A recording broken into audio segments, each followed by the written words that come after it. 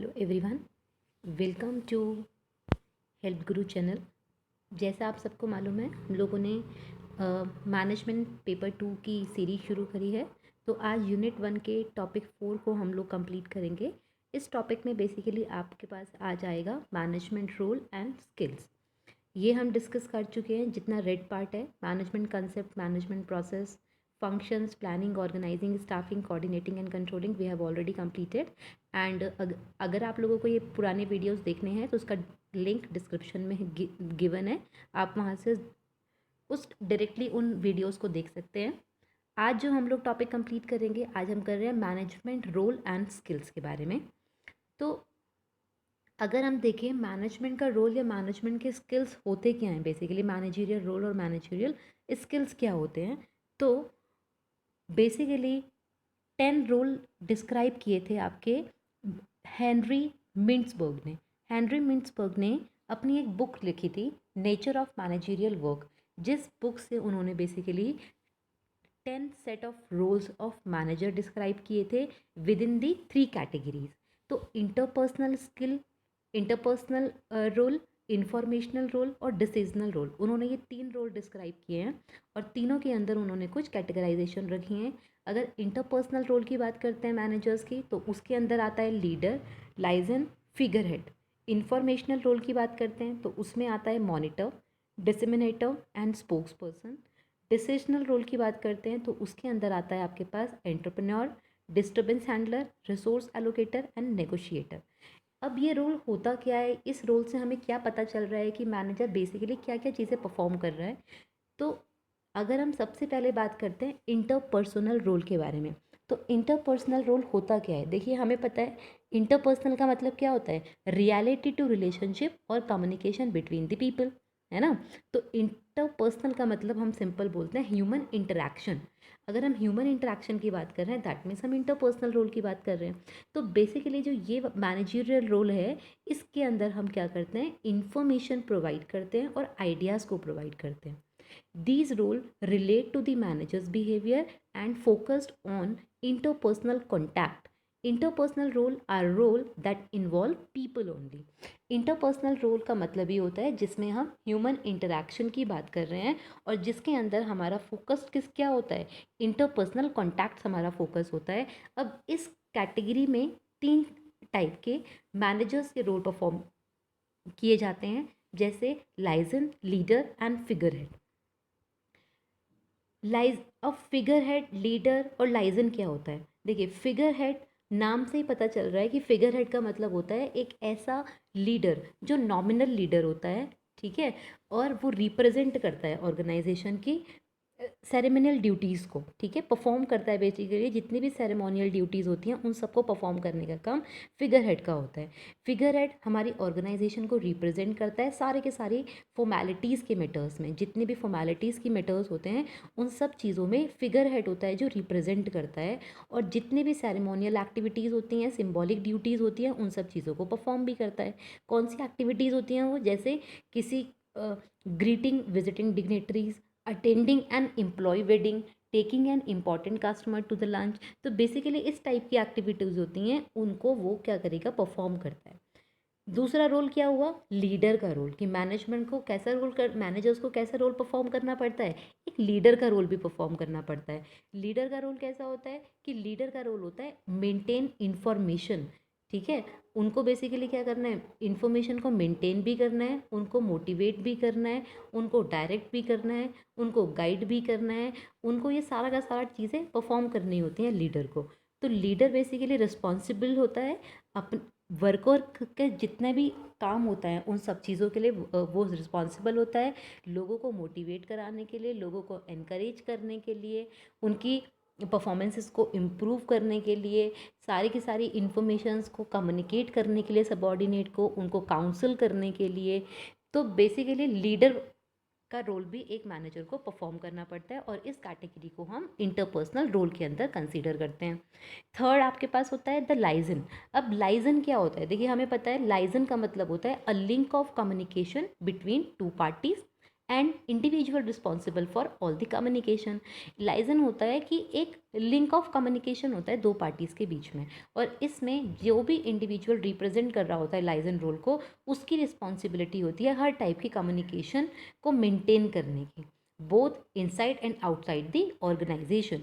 तो कॉन्टैक्ट्स बना के रखना आउटसाइड, और उनके साथ साथ अपने पीयर्स के साथ भी कॉन्टैक्ट बना के रखना, और डिपार्टमेंटल इन्फॉर्मेशंस को भी मेंटेन करके रखना, उनको इन्फॉर्मेशन प्रोवाइड करना, गवर्नमेंट एंड ट्रेड ऑर्गेनाइजेशंस को में जाके रिप्रेजेंट करना, ये सारा का सारा आपका काम आपके पास लाइजन के पास होता है। बेसिकली लिखा है यहाँ पर, making contact outside the vertical chain of command including peer in other companies or department and government and trade organization representative। ये रिप्रेजेंटेटिव होते हैं बेसिकली, जो इनसाइड और आउटसाइड द ऑर्गेनाइजेशन इंफॉर्मेशन को मेंटेन करके रखते हैं। तो हमने क्या देखा, इंटरपर्सनल रोल का मतलब होता है ह्यूमन इंटरेक्शन रोल, और उसके अंदर हम तीन मैनेजर रोल की बात करते हैं, फिगर हेड, लीडर और लाइजन। फिगर हेड कौन था? एक नॉमिनल लीडर था जिसको सेरेमोनियल एक्टिविटीज़ परफॉर्म करनी होती है, और दूसरा जो ऑर्गेनाइजेशन को रिप्रेजेंट करता है। लीडर कौन होता है? लीडर होता है जो अपने सबॉर्डिनेट से काम कराएगा, जो अपने सबॉर्डिनेट को मोटिवेट करेगा, उनको काउंसलिंग देगा, उनको कम्युनिकेट करेगा। लाइजन क्या होते हैं? लाइजन का मतलब होता है कि जो मेंटेन करता है इंफॉर्मेशन लिंक को बिटवीन इनसाइड और outside the organisation. Next second role हमारे पास कौन सा आता है? वो आता है इंफॉर्मेशनल रोल। इंफॉर्मेशनल रोल का मतलब क्या होता है? इंफॉर्मेशनल रोल का मतलब होता है इंफॉर्मेशन शेयर करना, है ना। इंफॉर्मेशन रोल का मतलब होता है इंफॉर्मेशंस को शेयर करना और एनालाइज करना सारी की सारी इंफॉर्मेशंस को। तो उसके अंदर हमारे पास क्या आएगा? उसके अंदर हमारे पास तीन कैटेगरीज आती हैं, monitor, disseminator and spokes person. तो इन्फॉर्मेशन रोल का मतलब होता है बेसिकली जिसमें रिसीव करना, कलेक्ट करना, जो भी आपके पास ट्रांसमिशन इन्फॉर्मेशंस होती हैं, डिसमिनेटिंग इन्फॉर्मेशंस होती हैं, उन सबको रिसीव करना और उन सब चीज़ों को कलेक्ट करना। तो इस कैटेगरी में मैनेजर्स के तीन रोल बताए हैं, एक बताया है मॉनिटर का, एक बताया है डिसमिनेटर का, और एक बताया है स्पोक्स पर्सन का। अब मॉनिटर क्या हुआ? मॉनिटर हम सबको पता है मॉनिटर कौन होता है, जो क्या करता है, सीक करता है और रिसीव करता है इन्फॉर्मेशन को, और कॉन्टैक्ट्स को मेंटेन करके रखता है with the stakeholder, with, और सारे के सारे जो भी डॉक्यूमेंट्स होते हैं उन सब चीज़ों को स्कैन करना, उन सब चीज़ों को कम्युनिकेट करना टू द अदर पार्टी। तो मॉनिटर मतलब बेसिकली उसके पास काम होगा अपनी टीम को चेक करना, ठीक है ना, रेगुलरली ये देखना कि वो लोग सही से काम कर रहे हैं या नहीं कर रहे हैं। तो मॉनिटरिंग रोल के अंदर क्या आएगा? In this role you regularly seek out the information related to your organisation and industry and looking for relevant changes in the environment. You also monitor your team in terms of both the productivity and the well-being। तो monitor का मतलब क्या है? Check करना। उनका काम है regularly ये चेक करना और रेगुलरली उनको इन्फॉर्मेशन शेयर करते रहना कि जो भी आपके इंडस्ट्री में काम कर रहे हैं, जो भी ऑर्गेनाइजेशन में काम कर रहे हैं, और अगर कोई बाहर की तरफ से कोई चेंजेस आता है तो वो भी उनको कम्युनिकेट करना, वो भी देखते रहना। डिसमिनेटर कौन होता है? डिसमिनेटर होता है बेसिकली आपके पास जो इन्फॉर्मेशन को पास आउट करते हैं। तो ये क्या होगा कि डिसमिनेटर एक अनदर टाइप का रोल होता है जिसमें this is where you communicate potentially information to your colleague, to your team on receiving any important information from internal or external sources, the same need to be disseminated or transmitted within the organization। तो disseminator का मतलब होता है information को communicate करना, ठीक है ना। इनका काम होता है ट्रांसमिट करना, जो स्पेशल इन्फॉर्मेशन होती है इनटू द ऑर्गेनाइजेशन वो इनको वो प्रोवाइड करनी होती है, ठीक है। इनका काम होता है कि अपनी कलीग्स को, अपने टीम को जो भी बाहर की इन्फॉर्मेशन है या जो भी ऑर्गेनाइजेशन की इन्फॉर्मेशन है वो टाइमली कम्युनिकेट हो। स्पोक्स पर्सन कौन होते हैं? Manager represent and seeks for their organisation. In this role you will responsible for transmitting information about your organisation and its goal to the people outside it. अब यहाँ पे क्या करना है? यहाँ पे स्पोक्स पर्सन वो होंगे जो मैनेजर रिप्रेजेंट करेंगे अपनी ऑर्गेनाइजेशन की इन्फॉर्मेशन को, और वो क्या करेंगे? आउटसाइड द वर्ल्ड उसको ट्रांसमिट करेंगे, यानी कि बाहर वो इन्फॉर्मेशन को पहुंचाएंगे। तो इन्फॉर्मेशनल यानी कि इन्फॉर्मेशन कैसे दे सकते हैं? मॉनिटरिंग के थ्रू इन्फॉर्मेशन दे सकते हैं, डिसमिनेटर के थ्रू इन्फॉर्मेशन दे सकते हैं, और स्पोक्स पर्सन के थ्रू हम इन्फॉर्मेशन दे सकते हैं। तो यहाँ पे मैनेजर के तीन रोल बताए हैं आपको, monitor, disseminator and spokesperson. Next, decisional role क्या है? नाम से इजी भी लग रहा है। डिसीजनल रोल होता है जिसमें हम डिसीजन मेकिंग कर रहे हैं, ठीक है ना, जिसमें हमारे पास जो भी इंफॉर्मेशंस अभी तक आई हैं उन इंफॉर्मेशन के बेसिस पे हम कैसे डिसीजन फॉर्म कर सकते हैं। तो डिसीजनल रोल कौन क्या होता है, ठीक है। तो मैनेज इस कैटेगरी के अंदर बेसिकली इन्फॉर्मेशन को यूज़ करना है और यूज़ करके डिसीजन फॉर्म करना है। तो यहाँ पे जो मैनेजर्स होते हैं वो हम 4 कैटेगरीज के अंदर बताते हैं। एक होता है एंटरप्रेन्योर, एक होता है disturbance handler, resource allocator and negotiator. तो एंटरप्रेन्योर कौन होते हैं? एंटरप्रेन्योर होते हैं एक ऐसा मैनेजर जो क्या क्रिएट करेगा और चेंजेस कंट्रोल करेंगे विद इन द ऑर्गेनाइजेशन, और इन्हीं का काम होता है प्रॉब्लम को सॉल्व करना, नई नई आइडियाज़ को जनरेट करना, और जो भी प्रोग्राम्स होते हैं, जो भी आइडियाज़ होते हैं, प्रोग्राम्स होते हैं, पॉलिसीज़ होती हैं, उन सब चीज़ों को इम्प्लीमेंट करना। बेसिकली ये ऐसा मैनेजर होता है जो इनिशिएट करता है, ठीक है ना, ये चेंजेस को इनिशिएट करता है, न्यू प्रोजेक्ट्स को इनिशिएट करता है, आइडेंटिफाई करता है कि नए नए आइडियाज़ क्या हो सकते हैं, रिस्पॉन्सिबिलिटीज़ को डेलीगेट करना। तो ये एंटरप्रेन्योर रोल होता है, वो एक मैनेजर इस टाइप का रोल परफॉर्म करेगा। डिस्टर्बेंस हैंडलर क्या हुआ? डिस्टर्बेंस हैंडलर हुआ कि जब आपको कोई करेक्टिव एक्शन लेना है, ठीक है ना, आपको पता है कि कुछ डिस्प्यूट्स हो गए हैं, कुछ क्राइसिस हो गए हैं, उस टाइम पे उन क्राइसिस को रिजॉल्व करने के लिए जब कोई करेक्टिव एक्शन लिया जाता है तो जो मैनेजर वो एक्शन लेगा उसको हम डिस्टर्बेंस हैंडलर बोलते हैं, ठीक है ना। तो व्हेन एन ऑर्गेनाइजेशन और our team is an unexpected roadblock, it's the manager who must take charges and you also need to help mediate disputes with in it. यानी कि जब भी ऑर्गेनाइजेशन या हमारी टीम कुछ अनएक्सपेक्टेड रोड ब्लॉक पे चले जाते हैं, यानी कि कुछ कॉन्फ्लिक्ट्स हो जाते हैं, कुछ क्राइसिस हो जाते हैं, कुछ डिस्प्यूट्स हो जाते हैं, तो उस टाइम पे मैनेजर्स कुछ चार्जेस लेते हैं, यानी कि मैनेजर उस टाइम पे एक रोल परफॉर्म करता है कि वो किस तरीके से इन सब चीज़ों को रिजॉल्व करे। तो वो आपके पास डिस्टर्बेंस हैंडलर होता है। Third, that is resource allocator. Resource allocator क्या है? जो ये डिसाइड करेगा कि रिसोर्सेज कहाँ से आएंगे, ठीक है ना, रिसोर्सेज को कैसे यूज़ किया जाएगा, कैसे बजट्स बनाए जाएंगे, शेड्यूल्स कैसे बनाए जाएंगे, किसकी प्रायोरिटीज़ क्या होंगी, उन सब चीज़ों को डिटरमाइन करना, रिसोर्स को बेस्ट जगह पर अलोकेट करना। तो ये काम रिसोर्स एलोकेटर का होता है। तो मैनेजर्स को ये भी परफॉर्म करना पड़ता है। That means you will also need to determine where the organisational resources are best applied. हम बोलते हैं ना बेस्ट यूटिलाइजेशन ऑफ रिसोर्सेज, तो उस टाइप का जो रोल होता है वो रिसोर्स एलोकेटर का होता है। नेगोशिएटर कौन होता है? नेगोशिएटर होता है अब जो रिप्रेजेंट करता है डिपार्टमेंट को during negotiation of union, during negotiation of sale, during negotiation of purchasing, budgeting. तो इस टाइम पे जो नेगोशिएट करा रहा है, रिप्रेजेंट कर रहा है कि मैं नेगोशिएट कराएंगे, तो वो नेगोशिएटर का रोल परफॉर्म करेगा। यानी कि you may be needed to take part in and direct and important negotiation with in your team, department और दी ऑर्गेनाइजेशन। तो डिसीजन कब कहाँ कहाँ हो सकते हैं? एंटरप्रेन्योर बेसिस पे, डिस्टर्बेंस हैंडलर पर, रिसोर्स एलोकेटर पर और नेगोशिएटर पर। तो बेसिकली डिसीजनल रोल के अंदर ये 4 आते हैं। अब इसी के साथ आपका ये पूरा कंप्लीट होता है कि रोल परफॉर्म के अंदर 10 रोल हुए हैं, जिसमें 3 रोल जो थे वो इंटरपर्सनल रोल थे, 3 रोल आपके इंफॉर्मेशनल रोल थे और 4 रोल्स आपके डिसीजनल रोल हैं। तो दैट मीन्स आपके पास ये 10 रोल होते हैं, जो 10 रोल आपके डिस्क्राइब किए थे Henry Mintzberg. Second topic that is management skills क्या होते हैं, कौन कौन से स्किल्स की ज़रूरत पड़ती है एक मैनेजर्स को, ठीक है। तो हमें पता है कि मैनेजमेंट स्किल्स क्या होते हैं कि can be defined as certain attributes और abilities that an executive should possess in order to fulfil specific task in an organisation. Abilities की बात करते हैं ना, एट्रीब्यूट्स की बात करते हैं, तो वही आपके पास क्या होते हैं? स्किल्स होते हैं। तो यानी कि हम क्या बोलते हैं कि मैनेजमेंट स्किल्स क्या हैं कि कुछ एट्रीब्यूट्स हैं, कुछ एबिलिटीज़ हैं जो एग्जीक्यूटिव के अंदर होनी चाहिए। हम बोलते हैं ना वो टास्क को फुलफिल करने के लिए उनके अंदर वो एट्रीब्यूट्स आने चाहिए, तो उसी को हम स्किल्स की बात कर रहे हैं। Management skills can be developed through learning and practical experiences as a manager.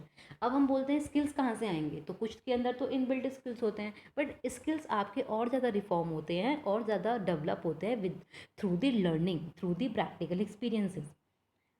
अब रॉबर्ट कार्ड्स थे, रॉबर्ट कार्ड्स ने 3 टाइप के स्किल्स बताए हैं। कौन कौन से हैं? Technical skill, conceptual skill and interpersonal skill. अभी हमने देखा था इंटरपर्सनल रोल भी था। इंटरपर्सनल का नाम जहाँ भी आता है दैट मीन्स ह्यूमन इंटरेक्शन की बात हो रही है। तो 3 टाइप के स्किल्स हैं जो आपके रॉबर्ट कार्ड्स ने दिए थे, technical, conceptual and interpersonal skill. Technical skills कैसे होते हैं जिसमें हम क्या बात करते हैं, ability to use a special proficiency. अगर हम किसी प्रोफिशेंसी की बात कर रहे हैं तो इसका मतलब हम टेक्निकल स्किल की बात कर रहे हैं। कोई किसी एक पर्टिकुलर चीज़ में एक्सपर्टाइज होता है ना, पर्टिकुलर टास्क में, तो वहाँ टेक्निकल स्किल की बात करते हैं, ठीक है। और ह्यूमन स्किल या इंटरपर्सनल स्किल्स कौन से होते हैं कि आप कितने अच्छे से लोगों को जानते हो, आप कितने अच्छे से लोगों को कम्युनिकेट कर सकते हो, आप कैसे लोगों को मोटिवेट कर सकते हो, कैसे लोगों को लीड कर सकते हो, तो वो आपका इंटरपर्सनल स्किल होता है। और कॉन्सेप्चुअल स्किल क्या होता है, कॉन्सेप्चुअल स्किल होता है बेसिकली एनालिटिकल स्किल्स, ठीक है ना, जिसमें आप क्या कर सकते हो, एनालाइज कर सकते हो कि एनवायरनमेंट में क्या चल रहा है और अपॉर्चुनिटीज़ कहाँ कहाँ होंगी। यानी कि बेसिकली आपका जो माइंड रिलेटेड स्किल्स होते हैं वो कॉन्सेप्चुअल स्किल्स के अंदर होते हैं। एक बार देख लेते हैं technical skills. Technical skill is knowledge of the proficiency in activities involving method, process and procedure. हम प्रोफिशिएंसी की जहाँ बात करते हैं वो टेक्निकल स्किल्स होते हैं। Does it involve working with tools and specific techniques, यानी कि आप बहुत ज़्यादा प्रोफिशेंट हो, बहुत ज़्यादा आप एक्सपर्टाइज हो किस सब चीज़ों में, टूल्स को, स्पेसिफिक टेक्निक्स को हैंडल करने में। Technical skill is the ability to use the specialized knowledge, procedures and techniques of a field of activities को परफॉर्म करने के लिए जब हम बोलते हैं कि आपके अंदर प्रोफिशेंसी है तो वो टेक्निकल स्किल्स की बात हो रही है। Technical skills are not related only for machines. हम ये नहीं बोलते कि मशीन चलाना, मशीन सही करना, प्रोडक्शन टूल के थ्रू सही करना, इक्विपमेंट सही कर देना, यही टेक्निकल स्किल होता है। टेक्निकल स्किल का मतलब होता है कि आप कैसे सोच रहे हो कि सेल्स बढ़नी चाहिए, आप अलग अलग डिज़ाइंस कैसे चूज़ कर सकते हो प्रोडक्ट्स के एंड सर्विसेज के, आप मार्केट को कैसे कैप्चर करवा सकते हो, तो ये भी आपके टेक्निकल स्किल्स होते हैं। तो टेक्निकल स्किल्स यानी कि एबिलिटी, कैसी ability, to use a special proficiency to perform a particular task. Human skills, human का मतलब फिर से वही इंटरपर्सनल स्किल्स। इंटरपर्सनल स्किल्स का मतलब ह्यूमन और interpersonal skills are the skills that present the managers ability to interact, work और related effectively with people. लोगों के साथ आप कितने ज़्यादा अच्छे से इंटरैक्ट कर सकते हो, एक ऐसी, कई बार हम बोलते हैं ना मेरे अंदर एबिलिटी है किस चीज़ की, कि मैं लोगों के साथ बहुत अच्छे से इंटरैक्ट कर सकता हूँ या कर सकती हूँ, तो इस टाइप के स्किल्स जो होते हैं वो ह्यूमन स्किल्स होते हैं। These skills enable the managers to make use of human potential in the company and motivate the employee for better result. इस स्किल्स की हमें ज़रूरत क्यों पड़ती है, देखो हमें ज़रूरत पड़ती है, अगर हम लोगों को अच्छे से जान पाएंगे तो हम उनकी प्रॉब्लम को भी समझ पाएंगे, उनकी प्रॉब्लम को समझ पाएंगे तो उनको मोटिवेट कर पाएंगे, और उनको अगर हमने मोटिवेट कर दिया, उनको कम्युनिकेट कर लिया प्रॉपर चीज़ें, तो यानी कि हमारी कंपनी की एफिशिएंसी इंप्रूव हो सकती है। तो इसीलिए हमें ह्यूमन स्किल्स की ज़रूरत भी पड़ती है। The manager must be able to convey idea and information to others and receive information and idea from other. तो यहाँ पे क्या करना होता है, ह्यूमन स्किल्स कैसा है कि आपको जो इन्फॉर्मेशन बाहर से मिली है वो आपको अपने वर्क अदर पीपल्स को देनी है, अदर की जो इन्फॉर्मेशन है वो आगे सर्कुलेट करनी है। तो बेसिकली ये आपका ह्यूमन स्किल्स होता है। Third that is conceptual skill. Conceptual skills होता है जिस स्किल्स के अंदर हम एक ब्रॉडर लेवल की बात कर रहे हैं। यहाँ पे हम बात कर रहे हैं कि आपके पास डिफरेंट डिफरेंट सिचुएशंस होंगी, तो उस टाइम पे आप किस टाइप का आइडिया जनरेट करोगे, किस टाइप की पॉलिसीज़ फॉर्मुलेट करोगे, किस टाइप की आप उस टाइम पर इंटरेस्ट कैसा होगा उस टाइम पर आप लोगों का, ठीक है ना, कैसे आप आइडेंटिफाई करोगे अपॉर्चुनिटीज़ को, उसको हम कॉन्सेप्चुअल स्किल बोलते हैं। बेसिकली कॉन्सेप्चुअल स्किल कौन से होते हैं, माइंड रिलेटेड स्किल्स जो होते हैं वो कॉन्सेप्चुअल स्किल होते हैं। तो conceptual skill is the ability to see the big picture, to recognize significant element in a situation and to understand the relationship among the element. Conceptual skill is the ability to coordinate and integrate all of the organization interest and activities. ये कैसे skills हैं, कैसी ability है, coordinate and integrate, जो भी organisation का interest है, activities है, ऑर्गेनाइजेशन में जितना भी काम हो रहा है, उन सब चीज़ों को प्रॉपरली कैसे कोऑर्डिनेट किया जाए, उनको प्रॉपरली कैसे इंटीग्रेट किया जाए, तो वो काम, वो स्किल्स जो होती है, एबिलिटी होती है, वो कॉन्सेप्चुअल स्किल में होती है। The manager is able to see an entire concept, analysis, diagnose a problem and find the creative solution. जब हम इनोवेशन और क्रिएटिव सॉल्यूशन की बात कर रहे हैं तो वहाँ पर आपका कॉन्सेप्चुअल स्किल आता है। तो स्किल्स आपके तीन हैं, कौन कौन से, technical, human and conceptual. Technical related to proficiency, human related to the understanding of people and conceptual related to the mind. जैसा आपका ये कार्ड्स ने दिया था, है ना, रॉबर्ट कार्ड्स ने दिया था, तो उन्होंने उसकी एक अप्रोच होती है। उस अप्रोच में उसने बोला था कि कॉन्सेप्चुअल, टेक्निकल और ह्यूमन 3 स्किल्स हैं, और हमें लेवल भी पता था। 3 लेवल थे ना, हमने लास्ट क्लास में किया था, top level, middle level and lower level. तो जो आपका लोअर लेवल या सुपरवाइजरी लेवल होता है, उसमें किस टाइप के स्किल्स की कितनी ज़रूरत पड़ती है, ये भी आपके कार्ड्स ने बताया था। जैसे टेक्निकल स्किल्स की ज़्यादा ज़रूरत पड़ेगी आपके लोअर लेवल को। क्यों? क्योंकि वहाँ पे काम करना है, प्रोफिशिएंसी आनी चाहिए। जब तक प्रोफिशिएंसी नहीं आएगी तो काम अच्छे से नहीं होगा। तो बेसिकली लोअर लेवल पे आपका टेक्निकल स्किल्स की रिक्वायरमेंट ज़्यादा होती है, ह्यूमन स्किल्स की रिक्वायरमेंट भी ज़्यादा होती है, क्योंकि आप लोगों के साथ डिसिप्लिन मेंटेन करना होता है, आपको लोगों के साथ रिलेशनशिप बिल्डअप करनी होती है, तो वहाँ पर ह्यूमन स्किल्स की रिक्वायरमेंट भी ज़्यादा होती है। बट आपको कुछ पॉलिसीज़ फॉर्मुलेट नहीं करनी है, कोई प्रॉब्लम डायग्नोज नहीं करनी है, तो वहाँ पे कॉन्सेप्चुअल या माइंड रिलेटेड स्किल्स की इतनी ज़रूरत नहीं होती, तो वहाँ पे वो लो होता है। मिडिल मैनेजमेंट की बात करें तो मिडिल मैनेजमेंट में टेक्निकल स्किल्स आपकी कम ज़रूरत होती है, ठीक है, क्योंकि आपको काम करना नहीं होता, काम करवाना होता है और उसे। ह्यूमन स्किल्स की ज़रूरत ज़्यादा होती है, क्योंकि अगर आप लोगों को मोटिवेट करोगे, कम्युनिकेट करोगे, लीडर अच्छे से लीडरशिप फॉलो करोगे, तभी आप लोगों से काम करवा पाओगे। तो यहाँ पे ह्यूमन स्किल्स की ज़्यादा ज़रूरत होती है। एंड कॉन्सेप्चुअल स्किल्स भी आपका मीडियम लेवल पर रहता है, क्योंकि आपको पॉलिसी फॉर्मुलेट नहीं करनी होती है, प्रोक्योर करानी होती हैं। ह्यूमन स्किल्स क्या होता और सॉरी टॉप मैनेजमेंट पे क्या होता है? टॉप मैनेजमेंट में जो टेक्निकल स्किल्स होते हैं, इनकी ज़रूरत नहीं होती। क्यों? टॉप जो आपके बोर्ड ऑफ डायरेक्टर्स आते हैं, आपके डिपार्ट जो भी आपके रिप्रेजेंटेटिव्स आते हैं, जो आपके हेड होते हैं, क्या उनको ज़रूरत होती है टेक्निकली? उनको प्रोफिशिएंसी थोड़ी करनी है, उनको काम थोड़ी करना है, उनको तो करवाना है। तो वहाँ पे टेक्निकल स्किल्स की ज़रूरत नहीं होती। ह्यूमन स्किल्स की ज़रूरत भी होती है, और कॉन्सेप्चुअल स्किल की ज़रूरत तो सबसे ज़्यादा होती है, क्योंकि वही आपका आइडिया फॉर्मुलेट करते हैं, वही आपकी पॉलिसीज़ फॉर्मुलेट करते हैं, और वही आपको सारे के सारे प्लान्स और सारे के सारे ब्रॉडर डिसीजंस वहीं पर फॉर्मुलेट होते हैं। तो कॉन्सेप्चुअल स्किल की ज़रूरत हाई होती है आपके टॉप लेवल पे। तो आज की क्लास में इतना। अब उनके प्रैक्टिस एक्सरसाइज देखते हैं जो हमने आज टॉपिक किया। आज हमने 2 ही टॉपिक किए, एक मैनेजरियल रोल और मैनेजरियल स्किल्स की। तो who had identify the human and managerial and conceptual skill? किसने किया ये आइडेंटिफाई? बताया था ना मैंने आपको, रॉबर्ट कार्ड्स। रॉबर्ट कार्ड्स ने आपके स्किल्स को आइडेंटिफाई किया था। तो the activity to use specific knowledge, method and technique in performing work. Specific knowledge कहाँ पे आएगी? स्पेसिफिक यानी कि प्रोफिशिएंसी की बात कर रहे हैं तो टेक्निकल में आएगी।